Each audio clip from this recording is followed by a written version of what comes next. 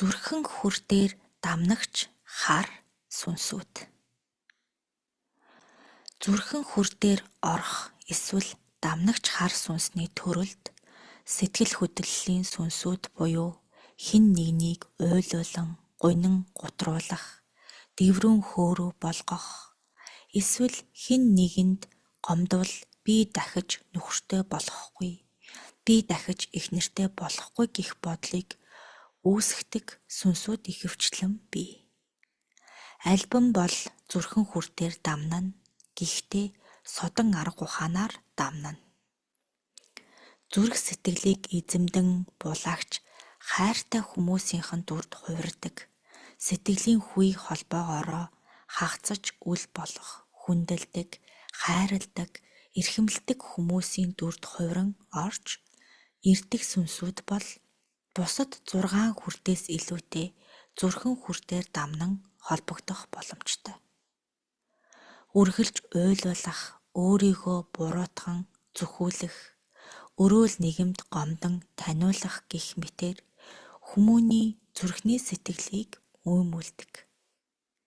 Өөр хүнтэй болооч гэх бодлыг сэдвүүлэгч гормон дэв бузрын нэг төрөл мэт боловч зүрх сэтгэл болон сэтгэл хөдлөлтөй холбоотой янз бүрийн сэтгэлийн илэрлүүдийг гаргуулагч мөн ямар ч сэтгэлийн хөдлөлгүй мэт дүрд хувиргадаг сүнсүүд энэ төрөлд хамаарах бөгөөд олон төрлийн үйл хэрэгтэй учиг ухаантай байдаг. Сэтгэл хөдлөлийн хар муу сүнсний хүмүүний сэтгэл хөдлөл дээр улбаалан хүмүүст орших учиртай зохист хэмжээсээ хитээдэх эсвэл гудаах үед эдгээр сүнсүүд наалдах боломжтой. Гунdig бол гунин гутрах үед хит уурлан омогддог бол догшин хилэнд дүртэй уур цухлын хар сүнсүүд илүү ноёрхоно. Хардах буюу төсөөллөөрөө хий хоосон харын сэтгэлийг төрүүлдэг хар сүнсүүдийн тухай илүү айлдан хөөрье.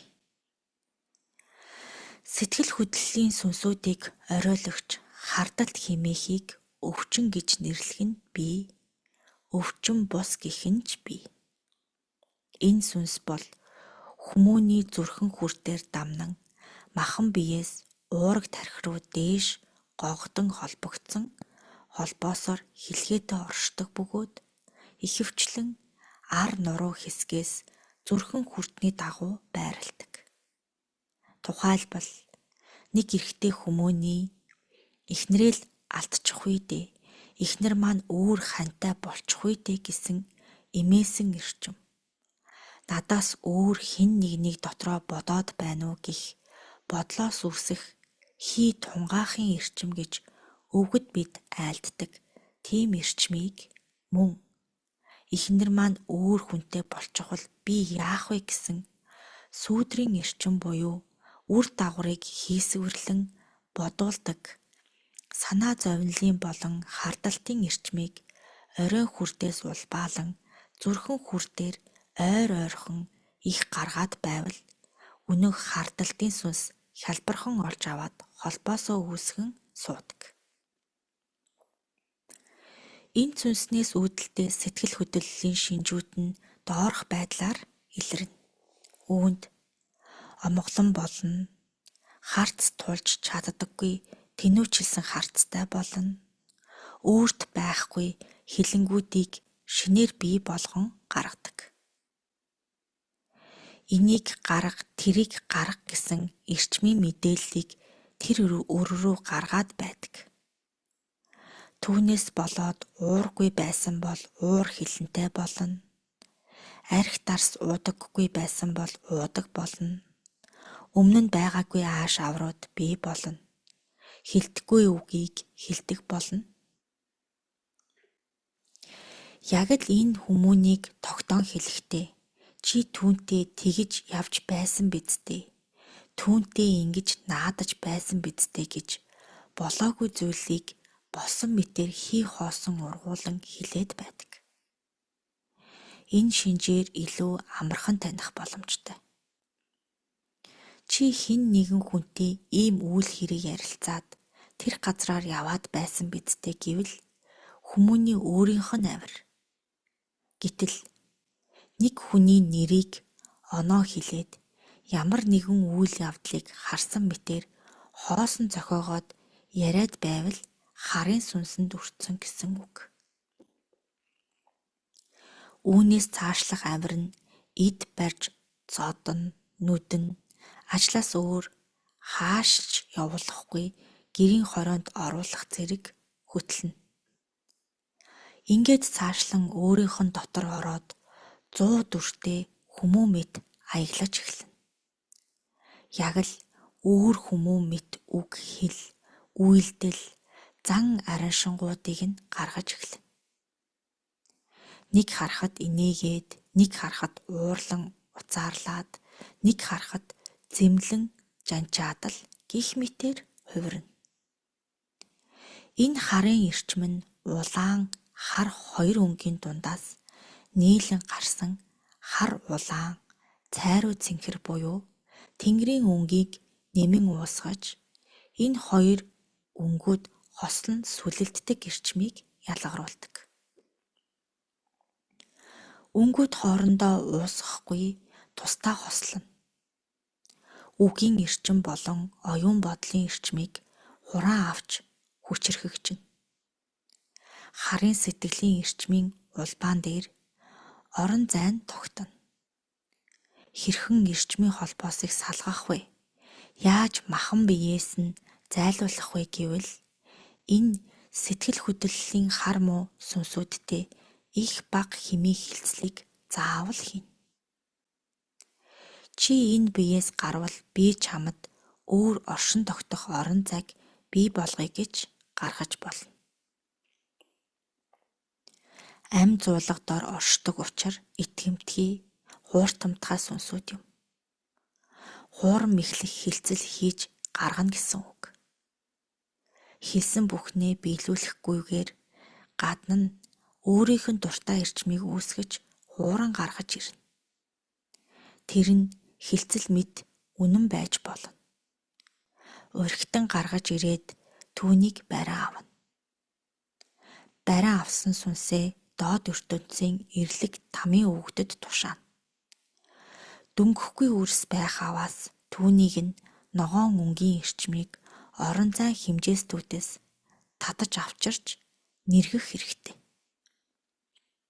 Бүрэн нэргэгдэж устсан үгийг мэдхийн тулд ялгаран гарч байгаа эрчмүүд дотор усан цайруу ягаан өнгийн эрчим ялгарч байдаг. Ийм л өнг ялгарч байвал харын хардалтыг үүсгээд байдаг хар муу сүнс задран устсан байна гэж тунгааж болно. Сэтгэл хөдлөлийн улбаатай хар муу сүнс бол хүмүүний сэтгэл готрах, ямар нэгэн үйл хэрэгт түгшин зовох, мөн сэтгэл зовних үеүүдэд илүүтэй наалдан сууж ойртох боломжтой байдаг. Тэдгээр хар муу сүнсүүд хүмүүний махан биетэй холбогдсон удах аваас уур уцаартай яг л өөр хүмүүн мэд баярлан мишээгээд эсвэл уурлаад янз бүрийн сэтгэл хөдлөлийн хувирлуудыг илүү ихээр гаргаж эхэлдэг. Тэр сүнсүүд хүмүүний биеэс өөрөө гарахгүй. Хардалтын сүнс дотроо хүйстэй байдаг тул өөрөөсөө үрждэг. Мөн үр удамд дамнаж болдог. Удам дамнахдаа 7 биеийн аль нэгээр нь дамнана. Аль бие дээр байж болохоор байна вэ? Аль бие дээр засагдаад, аль бие дээр засагдаж болохгүй байх вэ буурлаа. Сэхэрэл биед байж болох ч хялбар засахад хэцүү. Ухамсар бие дээр байвал хурдан хугацаанд засах боломжтой. Сэхэрэл бие дээр дамнасан байвал бага хэмээр удаан хугацаанд засагдана. Тэгэхэр харын сэтгэл болон харын харталтыг үүсгэгч сүнсүүд хүмүүний сэхээрэл биеэр удамшиж болно гэж ойлгох хэрэгтэй. Зүрхэн хүрдээр дамандаг дараагийн сүнс бол өөрийнхөө ам болон махан биеийг ямар нэгэн байдлаар зүхэх, сийчих, бэртээх, эмзэглүүлэх хэмт хүргэдэг үйлдэл хар сүнсүүд бий. Яагаад хүмүүсийн амийг игүүтгүүлээд байдаг юм бол? Үрс юу гэж тунгааж байна вэ? Яагаад өмнөх сүнсүүдтэй адил эрчмийг нь сураад байж болдоггүй юм бол? Сүнсийг нь олзож өөрийгөө игнэнд нэгтгэх гэж тэгдэг юм болов уу буурлаа? Зүрхэн хүрдээр холбогдчиход яагаад дараа нь амийг нь хорлуулад байна вэ?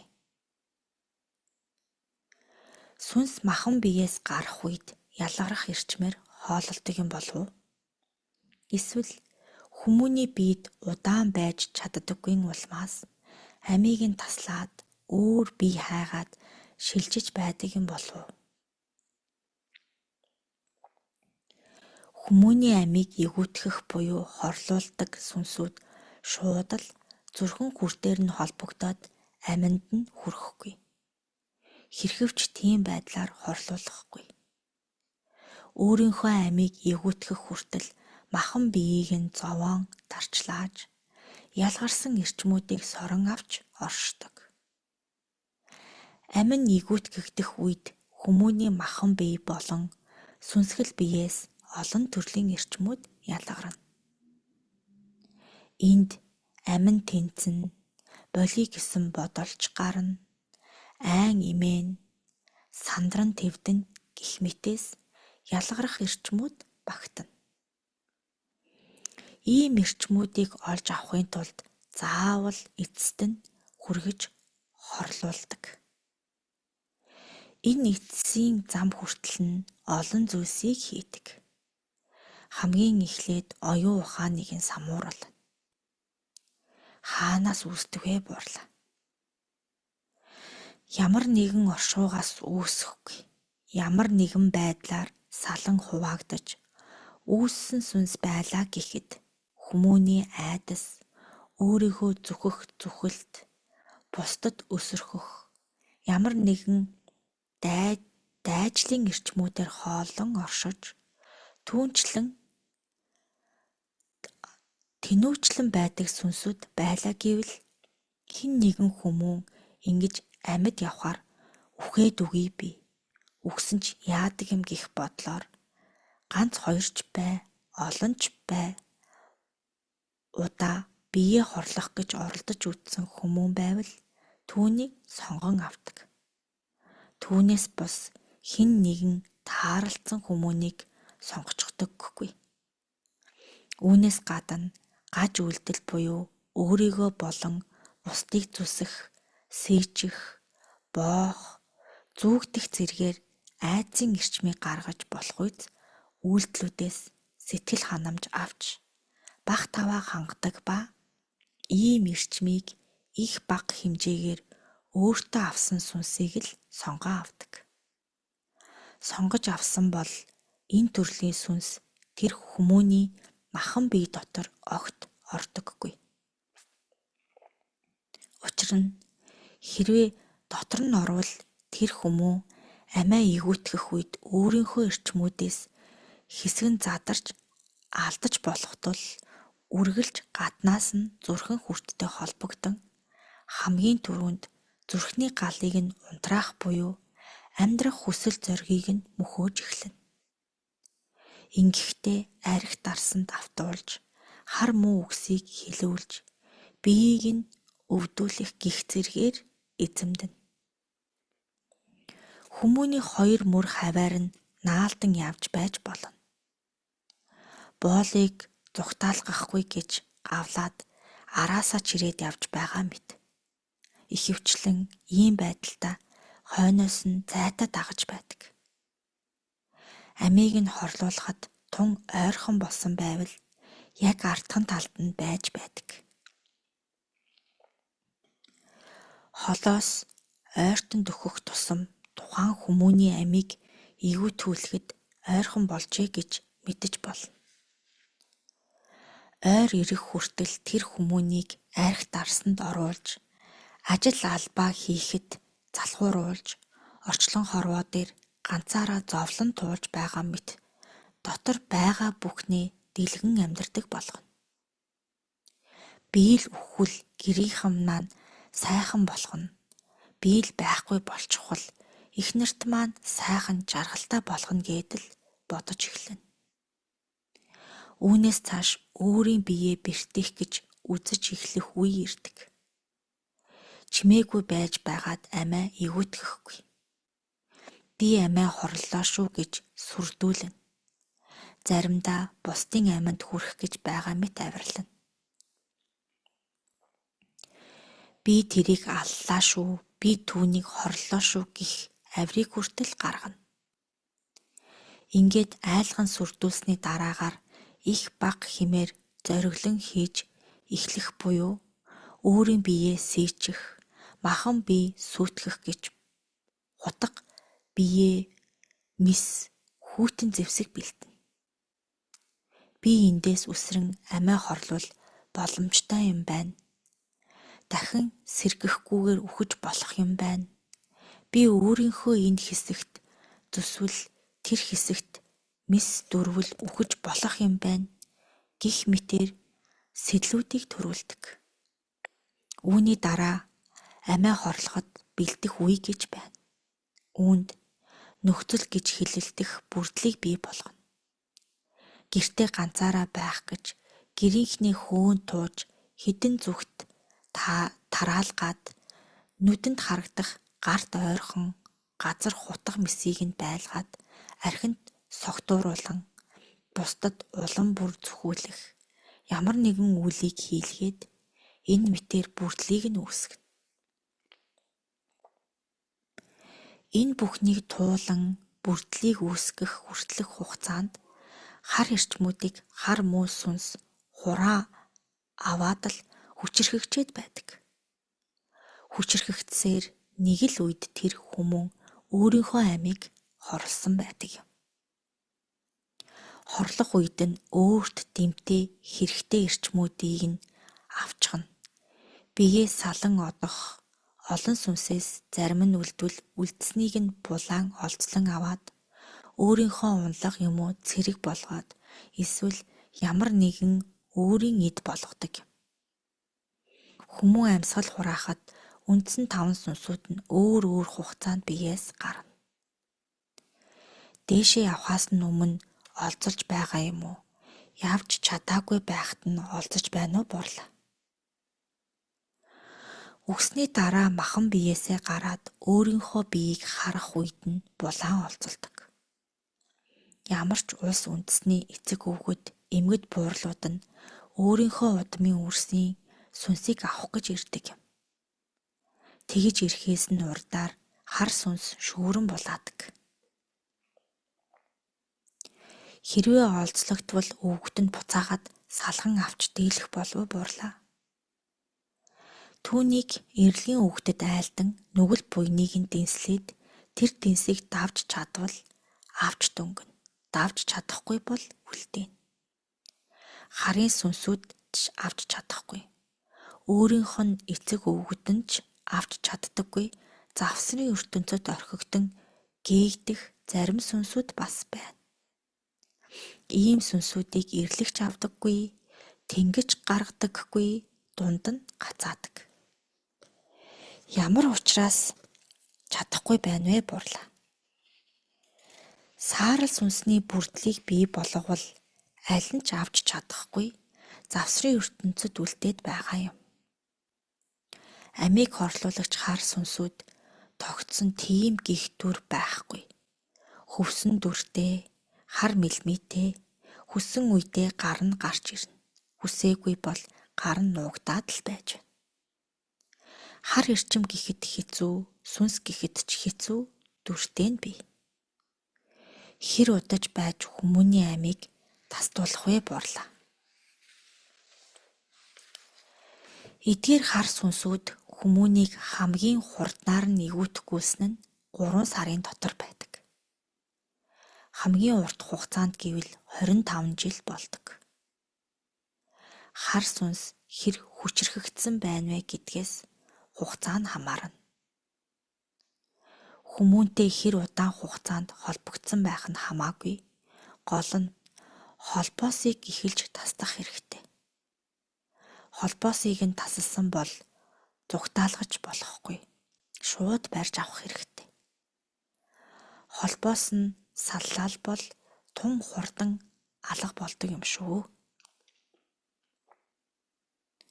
Хүмүүн биед үлдсэн хэсгийг нь номин ногоон өнгийн эрчмийг махан бие болон сүнсгэл биеэр нь дамнуулан урсгаад дотор нь буюу зүрхэн хүртний харалдаа амин галыг нь сэргээгээд бүх сүнсийг нь оруулан тогтоох хэрэгтэй.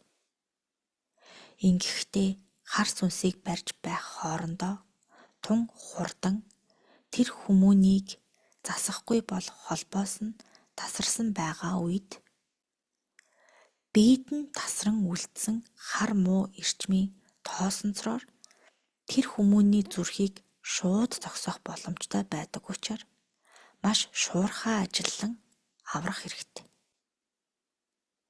Энэ төрлийн хар сүнсүүд ямар нэгэн зорьсон үйлдэл байдаг болов? Буурлаа. Яагаад тэр хүмүүнийг хорлож сүнсийг нь авах гэд байдаг юм бэ бас буурлаа. Тэд зүсэн зүйлийн юм ярина. Наад хүнийг чинь би зовлон шаналлаас аврахын тулд алах гэж байсан юм. Наад хүн чинь амьдрах ямар ч хүсэлгүй болсон учраас би төр оршиж байсан юм. Наад хүн чинь ямар ч чадваргүй учраас би чадварыг нүгч байсан юм гэд сайхан хөөрч өгнө дөө.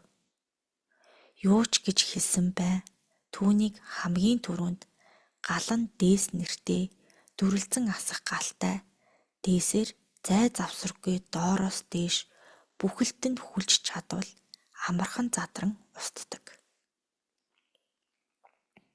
Хэрвээ зайтай хүлбэл завсраар нь урсаад гарчхаж мэднэ. Тиймээс ямар ч завсар зайгүйгээр хүлж шаран шалцлан устгана. Хүлсэн дээсийг улам бүр чангалан татаж дотгош хумсаар амин гол нь тасарвал алтан шаргал өнгөтэй бүнжгэнсэн шүр сувд шиг задардаг. Тэр үед гал нь дээсээ буцаан авч болно. Задарсан бүнжгэрүүдийг эрчмийн урсгалд зүй цохилд оруулж доош ирлэг там эсвэл дээш хар нөхрөө заавал тушаах хэрэгтэй. Амин тасарчглаа гэд тэр бүнжгэрүүдийг зүгээр орхиж хэрхэвч болохгүй. Тэгэхгүй бол тэр бүнжгэрүүдийг бас нэгэн адил төрлийн ойролцоо дүртэнгүүд шүүрч аваад буцаан амьлуулбал засуулсан хүмүүн засах гэсэн хүмүүн хоёул улам бүр хүчрхэгдсэн хар сүнсүүдэд өртөнө. Хар сүнсүүдийг амархан устчихлаа гэж тунгааж болохгүй. Хар сүнсүүд нэгнийгээ аврах гэж юу ч хийж мэднэ. Нэгэнт ингэж задалж бүрэн устгаж чадахгүй бол хамаагүй оролдож болохгүй юм байна шүү дээ. Тэгэхгүй бол аврах гэж байгаа хүнийг ч тэр өөрийгөө ч асуудалд оруулах уу буурлаа. Тийм ээ. Улам бүр харуудын үүмэнд хөтөлчихнө. Номин ногоон эрчмээр цэвэрлэхдээ зөвхөн зүрхэн хүртийг нь цэвэрлэх үү эсвэл бүх биеийг нь цэвэрлэх үү буурлаа. Бүх хүртийг нь цэвэрлэнэ. Зүрхэн хүртээр дамнаж байгаач бүх эргэлтүүдээр нь эргэжчихсэн байдаг учраас бүгдийг нь нин даруй яаруу цэвэрлэх хэрэгтэй. Номин ногоон эрчмээр яаж цэвэрлэх вэ буурлаа. Цэвэрлэхдээ босоо их эргэлтийн хэвтэйгээр нь эргүүлнэ. Бага эргэлт рүү мөн дамнуулна. Өөрсдийгөө тамлан зовоогоод зогсохгүй Бусдыг тамлан зовоож түүнээсээ таашаал авдаг хүмүүс ийм төрлийн сүнсний холбоотой байдаггүй. Бусдыг зодож, сийжиж, хүлж баглаж, янз янзаар зовоодог хүмүүс байдаг та бурлаа. Энэ төрлийн сүнсүүдийн шинж нь үргэлж хаа нэгэн газраа ямар нэг зүйлээр зүсэн сийж. Өөрийнхөө айл нэг хэсгийг хутгаар зүсэх гих зэргээр дон шүглсэн мэд хүмүүс бий. Тэр тусмаа өнөө цагт ариун бий. Бусад өрсийг тамлуулан зовоолгодог хүмүүс бас энд багтана. Завсрын ертөнцид гацсан сүнсүүд юу хийх вэ? Хизээ нэгэн цагт дээшээ юм уу доошоо явахгүй юу буурлаа. Бусдаас тусламж хүсэн шогшдог. Хин нэгэн хүмүүн дээр очин надад туслаач ээ гэж гуйна. Тэдгээрийг дээд тэнгэрт байгаа зарим үгэд би энэ сүнсний төлж бараагүй үлийг дүүргээд оронд нь өөртөө зараал болгон авъя гэж нэгэн дэнсээр авч болно. Завсрын сүнсүүд хүмүүнд муу зүйл хийхгүй юм байна тийм ээ бурлаа. Надад туслаач ээ хэмээн гуйжирч огшино. Тэрийг нь дуулж мэдэх хүрс тунчиг ховрдоо. Зүрхэн хүрдээр дамандаг сүнс энэ хоёр төрлөөс өөр байгаа юу бурлаа. Би альбангийн төрлийн сүнсүүд байдаг. Хүмүүст мэдэгдээгүй өөр бий юу бурлаа. Олон бий. Нэг хүрдний хувьд дээд тал нь 3 хар сүнсийг л айлтна. Амийг нь эвгүйтгсэн бол тэр сүнс дахин өөр хэн нэгнийг хайгаад явж байх уу бурлаа. Тэгнь бах таваа хангахын тулд дараагийн хүмүүнийг хайна. Тэр хэрээр л хүчжээд байх уу бурлаа. Тэглгүй яах вэ? Зарим нэг барилга, гүүр, эсвэл шонгоос байнга л хүмүүс үсэрж амиа хорлоод байдаг. Тэр орон зайг энэ хар сүнс эзэгнээд байна уу? Тэнд орон зайд байна уу? Эсвэл тийшээ эд нар нь хөтлөөд байдгүй бурлаа. Аль нь л байна. Өөрийнхөө олцолсон хүмүүсийг өөрийн таатай орон зайд аваачин хорлуулдаг нь ч байна. Тэнд өөрөө суугаад бусад дагуулуудаа зүрхэн хүрттэй нь холбогчсон хар сүнс ч байна.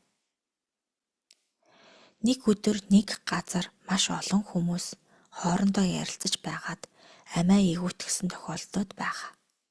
Тэрний цаана их хүчрхэгдсэн хар сүнс байна уу бурлаа. Хүрдээр дамнагддаггүй ч амийг нь хорлуулдаг хар сүнсүүд бас бий шүү дээ. Тэдгээр сүнсүүд ч хорлуулсан байж болно. Интернетийн сүлжээний тоглоомоор хүүхдүүдтэй холбогдсон зааварчилгаа өгч олон хүүхдүүдийг хорлуулад байна. Тэр бас үүнтэй төстэй юу буурлаа. Үүслийг нь бий болгосон хүмүүс тэр хар сүнсүүдтэй холбогдчихсан байдаг.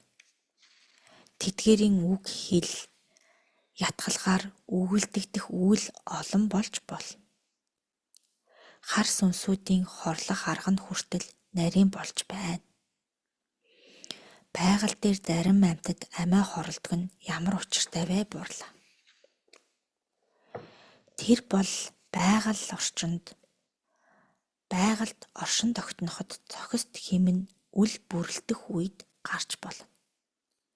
Хүчтэй байсан амьтан хүчгүй болох, эсвэл хоол өвс тэжээл нь байхгүй болвол мөхөх үеуд байна. Хүмүүний алтан сайхан амийг алдуулсныхаа дараа хар сүнсүүд амийг нь заавал авч байж салах уу? Тэглээгээд ямар нэгэн шагнал урамшуулал бий юу? Ер нь өрсийнхөө сүнсийг алдахын тулд өвгт нь манаж байгаа бидтэй бурлаа. Мананаа. Тэр хар сүнс өөрийн үлээ сайн хийгээд хүмүүний амийг таслуулчихсан учраас сүнсийг нь авах нь зүүн хэрэггүй бурлаа. Хоёулаа л бий.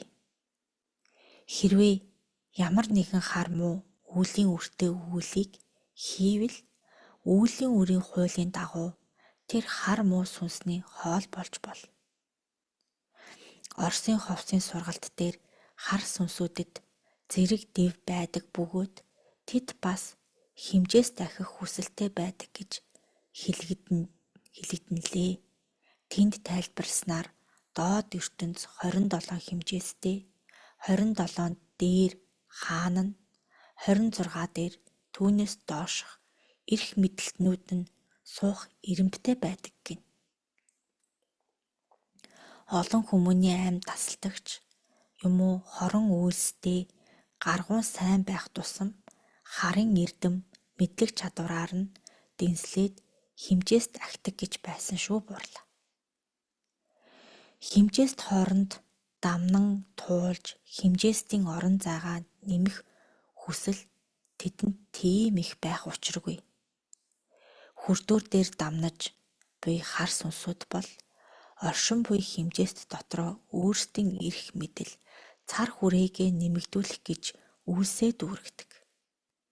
Том орон зайг эзэгнэх, олон цэргүүд, унлагуудтай болох, өөрийн хүчийг арвидуулах гэх мэт зорилгот үйлстэй байдаг. Харин сүүдэрт болон дээш хөөрөгдөх эрчим химнэлтэй сүнсүүд бол химжээст ахин давж үзэх хүсэл зорилготой байдаг.